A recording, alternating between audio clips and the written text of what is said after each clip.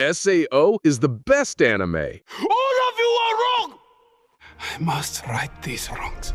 Sword Art Online is not just a bad anime, it's a train wreck of wasted potential. It takes what could have been a genuinely fascinating concept and completely butchers it with sloppy execution and incoherent writing. The pacing is all over the place, veering from painfully rushed to agonizingly slow, with no sense of rhythm or structure. It constantly skips over the interesting parts in favor of bland, shallow drama that goes nowhere. The characters are equally disappointing, flat, predictable, and utterly unrelatable. They don't grow, they don't struggle in any meaningful way, and they're written with such painfully obvious wish fulfillment in mind that it becomes insulting to the audience's intelligence. Even the author himself has admitted in multiple interviews that his characters are far too overpowered and unrealistically perfect, which just confirms what viewers have been saying all along. Sword Art Online had every chance to be something special and unique, but instead, it chose the laziest,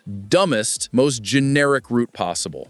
It's a textbook example of how not to write a story, especially one that pretends to take itself seriously. Sword Art Online has faced a ton of criticism over the years, and honestly, it's earned every last word of it. Every flaw people have pointed out is completely valid, and the more you look at it, the more obvious it becomes that the hate isn't just noise, it's justified. It's honestly baffling that there are still people out there who unironically like Sword Art Online. They must have either been born yesterday or haven't watched anything else, because that's the only way someone could possibly think this show is good. Find me someone who's watched over 100 anime series and still thinks Sword Art Online is top tier. You won't, because you can't. Once you've seen literally anything with decent writing, pacing, or character development, Sword Art Online immediately falls apart. It's inferior in literally every way. On top of everything else, the game design in Sword Art Online's fictional games is a complete disaster. The mechanics are poorly thought out, inconsistent, and often defy any logic that would make sense even within a fantasy setting. Instead of creating immersive, believable virtual worlds, the show settles for bland and confusing systems that serve the plot only when convenient. There's no sense of strategy or meaningful challenge, and many of the game rules feel slapped together just to force dramatic moments.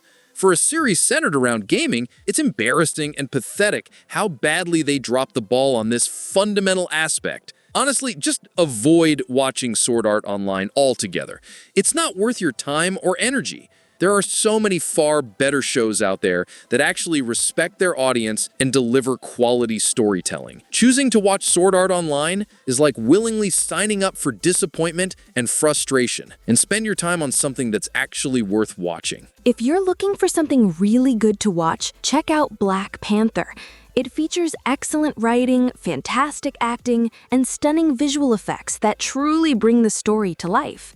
What really sets the story apart is its depth and cultural significance. It explores complex themes like identity, responsibility, and tradition, while balancing action and emotion seamlessly. The characters are well developed and relatable, with strong motivations that make the conflict feel meaningful. It's a rare superhero film that manages to be both entertaining and thought-provoking, making it a must-see for any viewer. The actors are a perfect match for their roles. The casting couldn't have been better. A huge part of what makes Black Panther so impactful is the vision of director Ryan Coogler. He brings a level of thoughtfulness and depth that elevates the film beyond a typical superhero story. Coogler masterfully blends action, emotion, and cultural commentary, creating a movie that resonates on multiple levels. His direction gives Black Panther its heart, its edge, and its unforgettable sense of purpose. Black Panther is better than Sword Art Online in absolutely every way. From the writing and character development to the emotional depth, world building, and visual execution, it's on a completely different level. Where Sword Art Online stumbles with shallow storytelling and weak pacing, Black Panther delivers a powerful, coherent narrative that actually respects its audience. If you're still watching Sword Art Online when something like Black Panther exists, it's time to grow up and start seeing the world for what it really is. There's so much better storytelling out there.